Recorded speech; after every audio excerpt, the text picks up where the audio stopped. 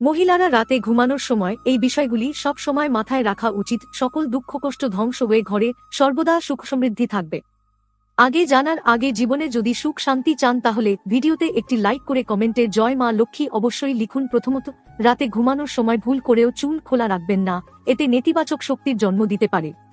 এমনকি শাস্ত্রেও বলা হয়েছে মহিলাদের রাতে চুল খুলে ঘুমানো নিষেধ, তবে স্বামীর সঙ্গে থাকলে চুল খোলা রাখতে পারেন। দ্বিতীয়, মহিলাদের ঘুমানোর সময় বই মোবাইল রাখা উচিত নয়। বালিশের নিচে ফোন ও ইলেকট্রনিক জিনিসপত্র। বালিশের নিচে বই রেখে ঘুমালে কুণ্ডলিতে বুধ গ্রহকে দুর্বল করে। তৃতীয়ত, আপনি যদি বাড়িতে সুখ শান্তি ও সমৃদ্ধি চান তাহলে রাতে ঘুমানোর আগে একটু কালো লবণ কাগজের মধ্যে রাখুন। বেডরুমে একটি, পরের দিন সকালে কাগজের সাথে কালো লবণ 4 রাস্তা ও 3 রাস্তার মোড়ে ফেলে দিন। এটি করলে ঘরে উপস্থিত নেতিবাচক শক্তি দূর হয়ে যাবে। ঘরে সুখ শান্তি সমৃদ্ধির আগমন ঘটবে।